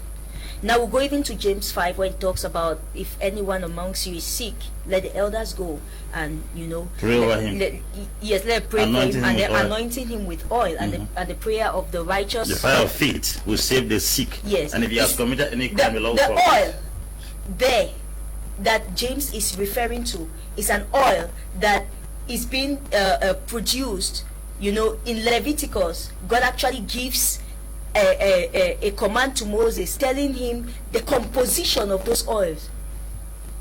What we call it's not granola oil, not granola oil, it's not olive oil. In Leviticus you have the composition that the Levites had to use in order to make those oils. So it was as medicine. You understand? So first of all, God is not afraid of medicine. No. If God wants to heal you, whether you take medicine or you don't take medicine, it does not disturb God from healing you. So I don't know where we are coming from with some of these teachings. Another comment that was also very recurrent, you know, another thing that was very recurrent in the comment section when I made that post was the fact that I have chosen to put my trust in science by taking the vaccine rather than trusting in God. And I asked the question, you are on social media telling me I have decided to put my faith in science. Why did you have to write that using the internet? Which is science. Which is science. You want to go to places, you get into a vehicle. You should have just sat You should have just thought about it, or just said it. Yes, and the rest of us will get the message. And then it appears, yeah. Yes, we travel with vehicles, we live in houses, we watch television. I mean, our lives are all about science. So where do we come from with the conclusion that faith opposes science, or that God opposes science, that the two of them? You're talking on TV, thanks to science now. Thanks to science. So where do we come from with that's the reason why I said it's a slippery slope. No, it's not. I have to correct you. Okay, yes. I have to correct you. Okay. The truth is, nobody is against medicine. I can give you a biblical analysis. Like you said earlier on, yeah. From the book of Genesis, it says every seed, every herb in this field is good for food. Yes. In the book of Exodus, when Moses came to the rivers of Mara and Meribah, where the waters were bitter, God said, cut the back of a stick and pour in the water. That's medicine. He poured in the water and it became sweet. When Hezekiah was sick, they used the leaves of a fig tree to put on his body for him to get healed. That is to establish the fact that God is not against medicine. But there are also places where God has healed individuals without any medicine. Your medicine intake is the level of your faith. If somebody does not take medicine, it is the level of his own faith. You must not impose medicine as the only means through which God uses. Yeah, but the problem is she should not be attacked for taking the vaccine. The people who attack her have said that they are novices. Yeah, the first thing you have to understand is that God is the first scientist. He's the one that caused Adam to fall into a deep sleep and conducted the first surgery. God is not against science.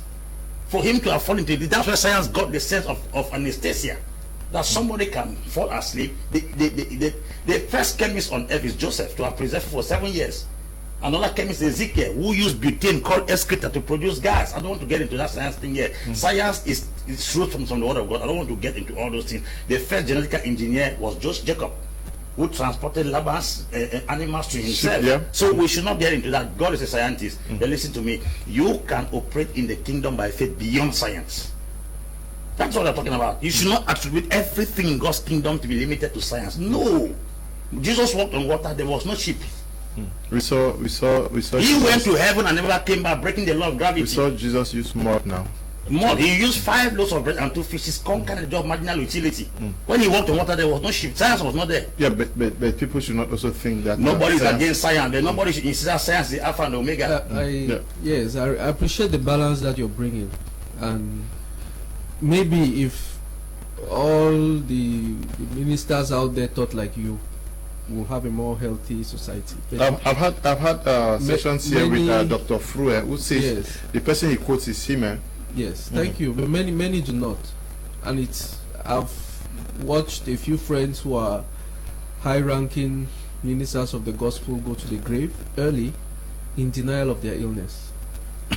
Is ignorance. And in denial of their treatment. And one biggest tragedy is miscalculation of what they call faith. A lot of people, you're in the doctor's office and you came, the doctor did not come to your house and pick you out and say, come. You came with your 2 legs. Consult, and the doctor asks you to go and do some tests and come. And then he says that from this test it shows that you have cancer, and you say the devil is a liar. And you are screaming at the doctor, I didn't call you, I didn't need your insult, And because we have been taught that the faster you say it, the more it will not cling to you, and by basis of what you have shouted out, And a lot of people misjudge and miscalculate. Let me not force you. Accepting that you are sick is not faithlessness. Accepting that the sickness will kill you is faithlessness. That's how we have a problem. Because if you don't acknowledge that you are sick, God has nothing to heal. So denial is not faith. God has nothing. Denial is not faith. It's foolishness. Okay. Until you have something you are sick of, God has nothing to heal. Okay. Hello to the crew. I understand Apostle better. That lady is just explaining the Bible literally. But faith moves with reason, and faith talk more about heaven and invisible things. But the apostle understand both and master how to blend the two, philosophy and theology. Emerson is writing from Yaoundé. I don't know, you are talking philosophy, yeah? Good evening, Mr. Leo. Lima John from Buea. There is no doubt that COVID-19 doesn't exist, but the government is like applying some scam to it. When some money was disbursed to the Cameroon government against the pandemic, what happened with it? Ministers and some officials used the money as like salary instead to equip health centers around the territory. Okay. Hospitals, because they're to exaggerate a lot, especially when the pandemic just came up. Secondly, when they say COVID-19 kills more in Africa than in Europe, is not true. Okay. We are not talking about the ministers here. We're talking about what is happening. Good evening, Mr. Liu. Has Madame Enon Chong Rebecca been released? No, she has not been released. That's not why we are talking this evening. Good evening, Mr. Liu and crew. Okay. Says, I'm happy with this program tonight. I'm also downcasted as well with the contributions, okay, from what many persons have been saying. Okay. Good evening. I'm Emil from Douala. Actually, God was the first scientist. I would like to take an example from our greatest scientist and man of God that ever existed in Cameroon. That is late Zachariah Tani Fomum. With all what God used him to do, he was still a scientist and created so many jobs. Okay. You cannot compare this mess that is going on and the so-called COVID-19 to any vaccine. Mr. Leo, good evening. And Kenny Terence writing from Amanda. I want to say that a lot of uncertainty looms as far as COVID-19 vaccine is concerned. Besides that, we are ignorant of the side effects, which could be more detrimental to the body in the long run. Okay, those are the theories. Good evening again. Can someone suffering from AIDS, liver problems, etc., take the COVID-19 vaccine? Is it suffering from AIDS, liver problems? Can you still take the COVID? And many others. In fact, the breeding ground for severe COVID is comorbidities, meaning other illnesses, and that is even priority to receive the vaccine. Okay. Good evening to all in the studio. Please, have any of you in the studio seen videos of many top officials taking empty syringes in the name of COVID-19? Let's be truthful. If yes, why empty syringes? Eric is writing from Bafut. You're in Bafut and you've seen persons who are taking empty syringes. Good evening, Mr. Leo. I wonder if COVID-19 is much spread and can never finish in the northwest and southwest regions of Cameroon. This is because from Douala to Yaoundé you will hardly see face masks, but in these two regions without face masks, the military are going to enrich themselves. Behind you, people now put on face masks only at control points. I'm Clement, writing from Kumba. Good evening, Mr. Leo. Good evening. The fact that COVID-19 funds, it was misused. People need to answer questions. The money was too much to what was delivered in the field. Wickedness is not cool. Not any type of money must be embezzled. Fred Fang is writing from Mutengene. Tiku Felix says, Mr. Leo, good evening. Please, even if a vaccine comes from Africa, the West can never validate it. Mr. Liu, all doctors are operating based on the white man's accepted rules, which are completely against Africa's own discovery. With Bill Gates in the health sector to be in a position to foster a vaccine, science based on the white man's point of view will never believe on the black man's and hold on the fact that acceptance of the black man's science is detrimental to their pharmaceutical business. Good evening to you, Tiku. Felix, good evening. Mr. Liu, truth be told, the government of this country has not given enough reasons why Cameroonians should go for the vaccine. Can you believe that these vaccines entered this country? The next day, it was distributed to various centers for vaccination without due examination in our local laboratory. Raymond is writing from Bamenda. Apostle, I don't know. Can you understand this one from Raymond? How can we understand this? Just imagine what people are thinking. Normally, the vaccine comes to this country, we have medical personnel also who have to prove. Every book written is proofread. Now, don't proofread books. At least they should prove this thing to even tell us that it's acceptable. Doctor is here. Let him tell us if at all when the vaccines came here, our medical personnel also proved them. That's a tricky question.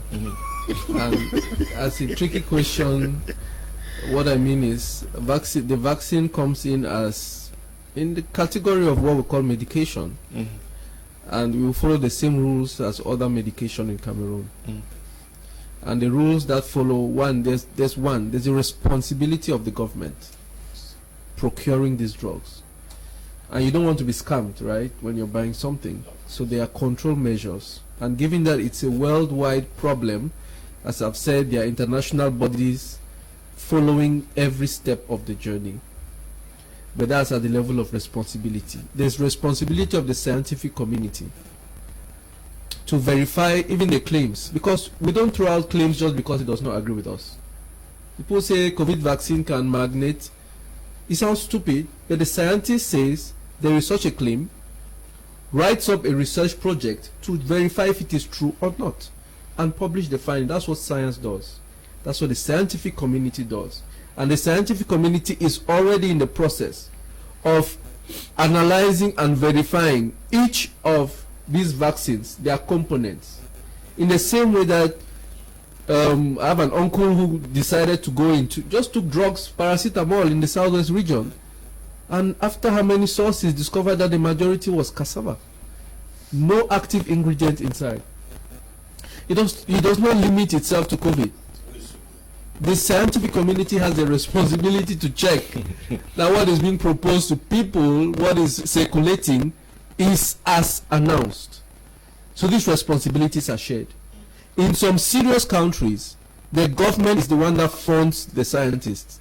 Check. While we are doing the public health strategy, sending the vaccines out, please remain behind. Here are resources. Every consignment that comes in, check and make sure. Okay. In others, the scientists who will look for their funding, and once they see, oh, trust me, they will sound the alarm. Okay. It's a pandemic, so there is an urgent need to rescue the situation, so it's possible to produce the vaccine in 9 months. Greetings to the panelists. Ngwa is writing from Bamenda. This one says, hello to all of you out there. Good evening to you. I'm not if that's... Okay, you say good evening, Mr. Liu. Thank you guys for the program. We should not only be reliable on modern medicine, traditional medicine, also have a role to play. Okay, I don't know whether doctor said we shouldn't also take traditional medicine. I am Nelson from Bonaprizo. Good evening to you all. COVID-19 just came and it has a vaccine. Why HIV, which has been there for long, has no vaccine? Good evening to all of you in the studio. Mr. Liu, this is the most interesting edition, I must say. All the panelists are intelligent. Frank is writing from Limbe. This one says, COVID-19 is real. We can't deny the fact that there is a vaccine. All right, but one problem is that if there is a real vaccine, there is obviously a fake one. We can't just paint all scientists black. People don't want to take the vaccine not because they know all vaccines are bad, but because they might get the wrong vaccine. There are black minds behind this pandemic, no doubt, but there is still some good in this world. Looney Rawlings is writing from Yaoundé. Good evening to the panelists. I hail you, Apostle Ambe. God bless you. Stella is writing from Buea. Hi, a vaccine is not a drug. Vaccines prevent while drugs treat. You take a drug with faith and not a vaccine. Okay. Good evening, Mr. Liu. Thanks so much for this your enriching program. May God bless Apostle Ambe and all of you in the station. Violet writing there. Good evening, Mr. Liu. I love your program. Cameroonians should trust God more than science. We will believe in scientists who trust in God more than science.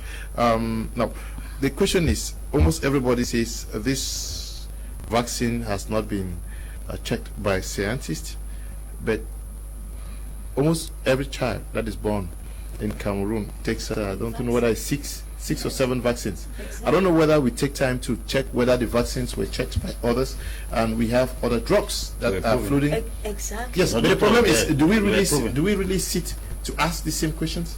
Like, where I'm interested in how they came about the conclusion, that this vaccine has a problem. I'm very much interested. Like doctor said, it's easy to make a claim, but could you back it up with something? Give us something to work with. Again, I still stay on the fact that people are reacting based on information that has been fed them, you see. And a lot of things, first of all, we live in a very superstitious society. That's the African society, right? Where people want to always believe that somebody is after them or something is after them. That is the African society. Before Christianity came, it was that way. Christianity has come, it is that way. And in fact, I don't subscribe to the kind of Christianity that says that you cannot question. The kind of Christianity that says that faith cannot be questioned, or that faith but my question is, let's look at the issue of vaccine. Yeah. Are we saying that because you have faith, you have your child will not go through the vaccination processes because you have faith that your child should not take it? No, their children are taking other vaccines. That's the interesting thing. Not just that, a lot of, I think it's good to have balanced ministers and who will teach and then others can learn and follow. But there's a lot of extremism out there, which is not healthy. And you have people who actually believe that going to hospital is anti-Christian. It's an insult to faith to take treatment. It's said, it's preached. We read those books and see the messages. But the funny thing is that the same person who is a healing evangelist and who believes that hospital should be closed down, that whose report will you believe, God or the doctor, demonizing doctors, will come to that same doctor to deliver his wife. Like, there's a part of healthcare which is acceptable, and another part where I have to swallow a drug. Your science is against my faith. But if you are going to help my child come out healthily, we are going to come to the hospital for that. A lot of those people who believe now you should not swallow tablets is against your faith, take supplements of all kinds, and it is not anti-them, against their faith at that time. We need balance, and we need to be able to call out that which is really clearly not biblical. I think the apostle has said it clearly. God has, I don't know if anybody has a bigger anointing than God himself, or bigger power than God himself. Why will he, in his wisdom, or maybe his stupidity according to others, make available a gift called the gift of healing through the Holy Spirit, if it's not to heal from real illnesses? If illnesses are fake, if illnesses are all an invention of some sort.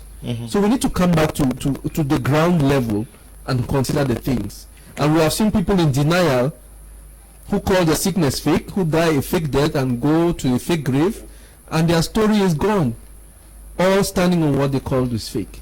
And it will be criminal to impose death to your member, to your child, because of something that you believe. That's the painful part. Okay. I'm Tamvu Mbonso in Yaoundé. He says, good evening, Mr. Liu. My name is Tamvu Mbonso in Yaoundé. COVID-19 is real. To the best of my knowledge, I think science is more powerful than, I will not say that, I will not even read your message. You say science is more powerful than, but I cannot read because it's against my faith, me, who is presenting this program. It's good to read and then let's react to that. No. If you are writing something that is insultive to a doctor here, I will not read that. No, sometimes it's it exposes what people believe, and most times people believe what they believe because of if people write insulting you as a person, I won't read that, because most of them who write to insult you will not have the courage to do what you are doing here. Very true. Yes, I think that I should appreciate what you guys are doing, and not to talk of somebody who undermines God. I won't read that. Yes. Good evening, Mr. Liu. The fight for power and geopolitics has caused the world to suffer.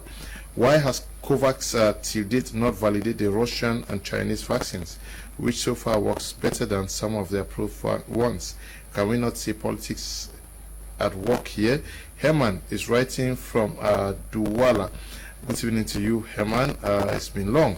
Good evening, Mr. Liu. I want to tell Professor Ambe that I owe him a bottle of Tangi for his wisdom. This is Helen writing from Santa. Good evening, Mr. Liu. Okay, I read on message already.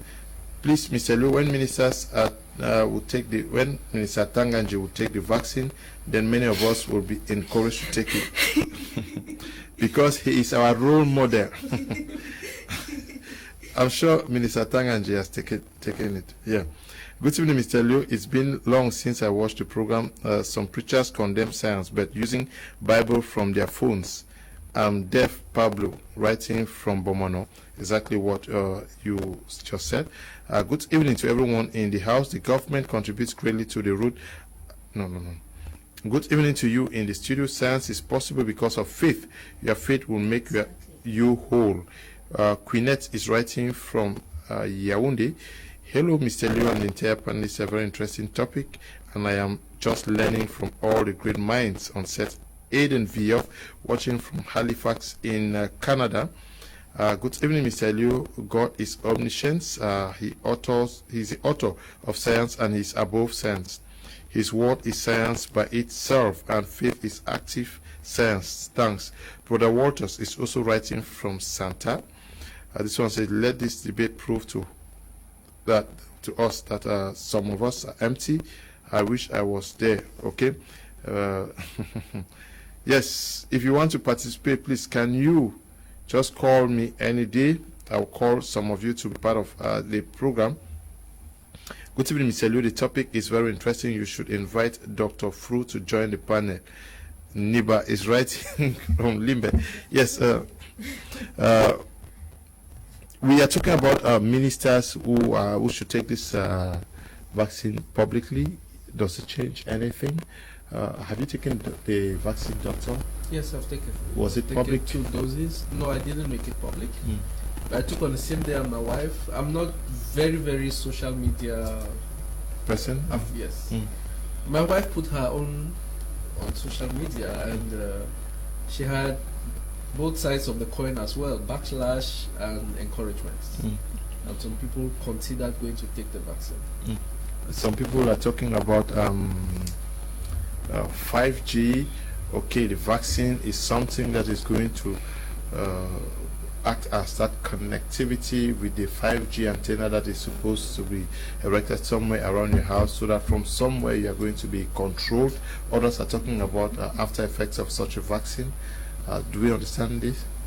If you follow at the very start of this whole thing, the 5G messages and preachings were very common. You're not hearing them anymore. And a lot of those who postulated about 5G and COVID vaccine have actually changed positions. I don't want to call the name of some very prominent men of God. They've changed positions. And I think in the beginning, the first news you hear or the first explanation you hear sounds logical until you hear something more logical.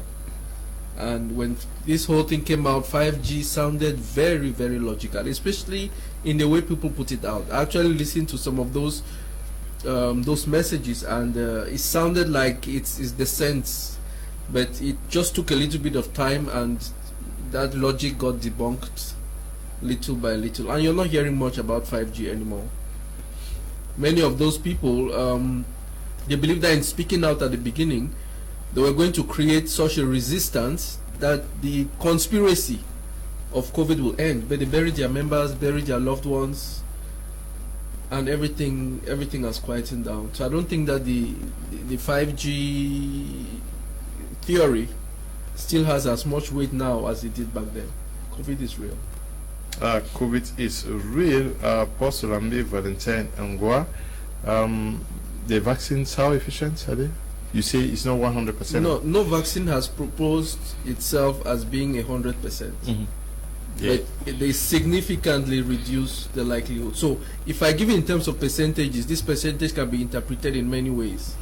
So for example, if we say it's 70% efficient, it means that in one sense, if 100 people are exposed to the virus, and those 100 persons have been vaccinated, only 30 will develop the disease. That's one way to look at it. Okay, 70 are going to play immune to it. Yes, 70 will be fully immune to it. That's what it means. And out of the 30, it's also shown that those who will develop the severe form get to almost 0%. Among those who have been vaccinated. Okay, good evening, the crew. This COVID topic is really interesting. COVID-19 is real, but politics in Cameroon in particular has brought in more confusion. Let Minister Tanganji and Kavai Jibril take the vaccines before most of us will believe in it. What is the name of the man of God amongst the panelists? He's doing great. His explanation of things linked to the Bible. Okay, so Jerry is writing from Betwa. His name is Apostle Ambe Valentine Ngwa. Mr. Leo, this is science, and what is the rationale for vaccination scientifically? Mr. Leo, can you invite a virologist, a microbiologist, etc. for us to ask questions about the principles and productions of vaccine? We know how this works. It's first vaccines in this world. Why the too much talk? Anya is writing from Buea. Maybe you are joining us late. You gave a lot of explanation on how these things work. Suremi says, good evening, Mr. Leo. You guys are really educating Cameroonians with this program. Your choice of panelists is always the best. Science and religion must reconcile to each other at some point. Suremi, good evening to you. Mr. Leo, please ask the doctor whether what people show as magnetic metals on the side of injection is real. It's Binui writing from Ngwa. I'm sure he responded to that already. Hello sir, good evening. It's Dennis from Kumba.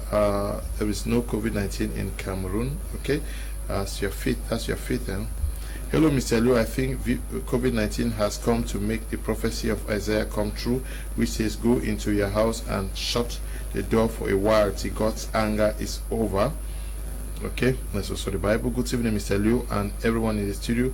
I strongly believe that all this COVID thing is a big scam. Why is government forcing people to take the vaccine, but did not force people to take part of the money they embezzle? Thomas is writing from Yaoundé. Good evening, Mr. Leo. The fight for power. Okay, no, I took this one already. Apostle Ambe Valentine Ngwa. What should be the posture of people in Cameroon today? Some people believe, some don't believe. Some believe in God, in natural. Yeah. Mr. Leo, even health personnel, the health personnel, if you call on this platform, they will tell you they don't believe in the vaccine. That's the truth. Yeah, but he says it's not 100%. Yeah, health personnel will sit here and deny, because for I agree with him. Yes, the uptake rate of the vaccine among health personnel. Yes, it's very low. Extremely low. Because their science is challenged. What they have learned for all the years in school is challenged. You can be surprised that a professor in medicine can refuse the vaccine based on the knowledge he has concerning the based on what this man of God has said. No, Exactly. not the man of God. No, Based on his knowledge on the production of vaccines. We actually had a study in many phases. We had a focus group discussion. Those are scientific methods to gather qualitative information, find out why people are resistant to the vaccine. And I'm talking about health personnel. Okay. And they shared their reasons. My brother, they included everything we have mentioned here. Of course. From what their men of God are saying to their questions about the science. One of the things that was said is that, of course, as you said, the vaccine came out so fast. So fast. Why? We had a presentation where we explained why the process was shortened. For the majority who were concerned about how short it was, their main concern was that this thing is new and you have validated it so quickly. And when we showed them that research on messenger RNA vaccines started, we're talking of decades ago, they realized there is no new science to the scientific world. And the impetus of the deaths and mortality of COVID pumped in a lot of money, and these people could accelerate their science, because what usually slows the process of discovery is funding. When there is funding, things come out really fast. Give those young boys in Moliko some money and they'll manufacture laptops in Cameroon. The only thing that is keeping them down is that they don't have the funding to set up what they need. So the funding changed things a lot. But we also explained to them that the 4 stages of development of a vaccine were not short-circuited.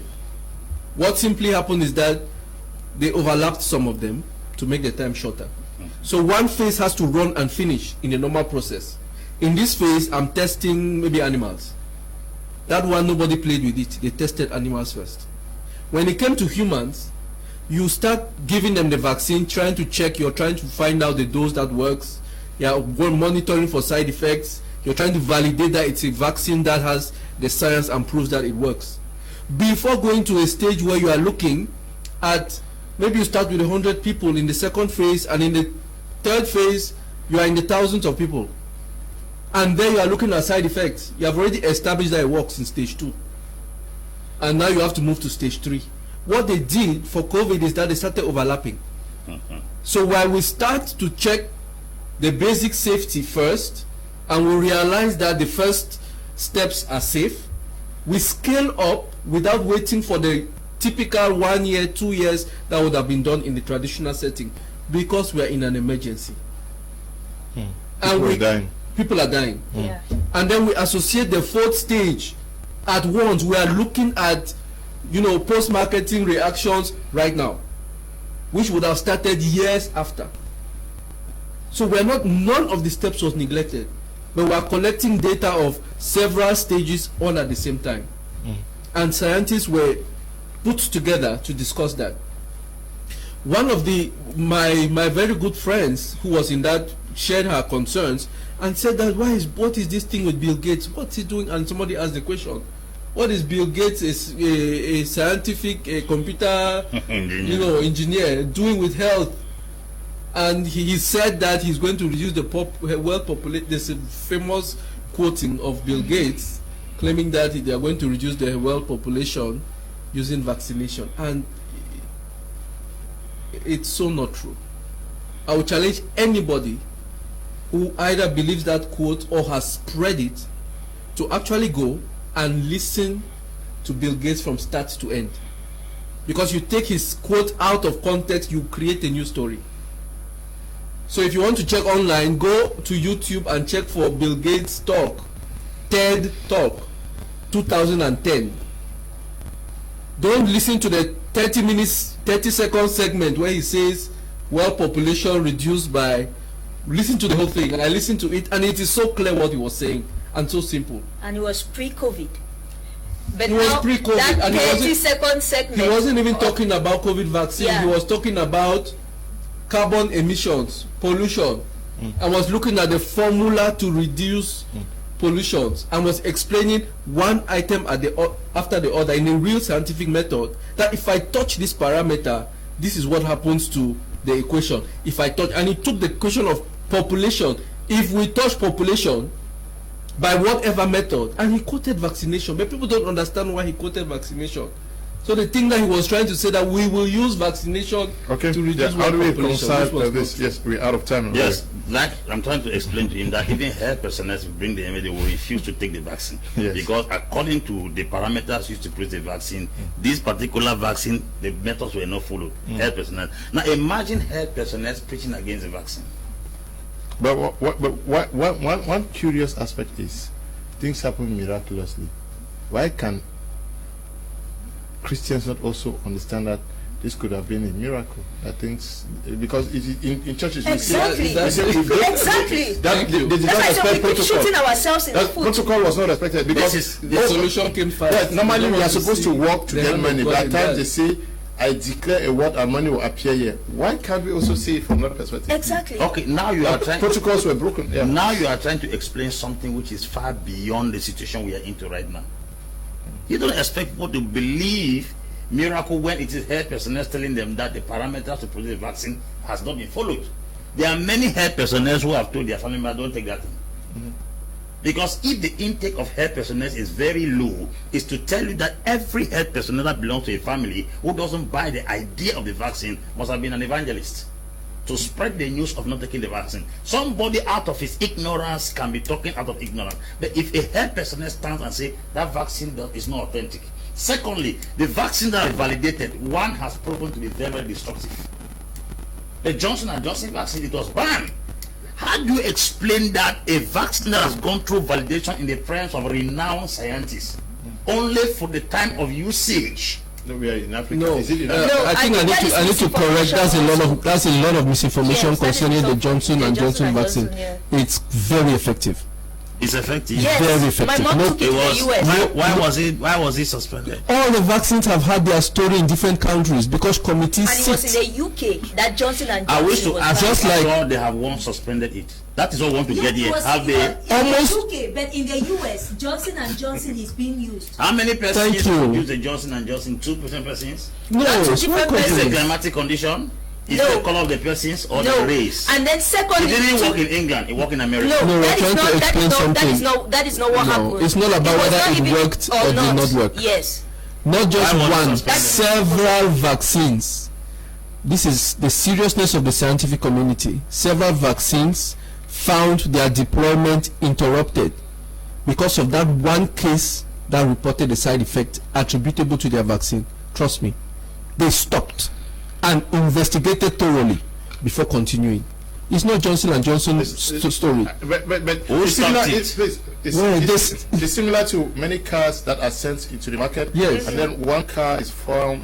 A fault. With a fault, Yeah. and they withdraw. Yeah, They yes, recall. Odi did that. Odi Yeah. did that a couple of years ago. You know, They recall. because of emissions. Yes. They recalled 6 million vehicles. Thank you. Yes. It's the So- same process with medication. In the fourth stage, when we are checking any of those side effects, one is enough to withdraw all the medication, to stop the process. And it has happened for these vaccines. Last year, how many vaccines were stopped? So Johnson and Johnson is no exception. It is among the story of all the vaccines. AstraZeneca had stories. When it even came to Cameroon, it had been banned. Some countries say that if you have it as a vaccine, you will not be allowed in. The story is changing. Is that what you took? Yes, I took AstraZeneca. The story is changing. And Johnson and Johnson has just arrived Cameroon, and it's been taken by people out there. Yeah, Sinopharm vaccine. Some countries like in the Middle East, you know, countries like Bahrain that had administered the Sinopharm vaccine, they actually had to re-inoculate those who had been administered that Sinopharm vaccine with Johnson and Johnson because they felt like they found out that it didn't produce enough antibodies. Sinopharm is produced by China? Yes, by China. Yes, that was the reason why I chose to take AstraZeneca because I had the option of getting Sinopharm or AstraZeneca, but I decided to read about it. Okay. You know? Please, Mr. Kum, when is the replay of this program on COVID-19. The replay is tomorrow, 1 p.m. So many messages which I will not be able to read because we are out of time. We have to end at this juncture. So many of you who are joining us now, you can follow a rebroadcast of this program tomorrow, 9 p.m. on my Media Prime. I want to say thank you to you, Dr. Ronald Gobina, coming all the way from Buea, the regional hospital, or the Haemodialysis Center, precisely. My pleasure. And also to you, Jenny, they call it Jenny. Jenny, yes. Yes, thank you for coming. Thank you very much. It was an honor. Okay, and also to you, Apostle Ambe, Valentine, Ngwa, thank you for coming. It's always a joy to be here. Yes, many questions. I pray that we have opportunity to do another edition to clarify your doubts out there and to understand better. It's always a learning process out here. We want to thank the production team, Eli Desmond, Bertrand, and Noel at the broadcasting, and not forgetting you, Tabi Tambe Brian, supervising the work we are doing out here, and also to you, Billy Bob and Nzive Lifongo. Thank you for the moral support. We say stay blessed. Bye bye.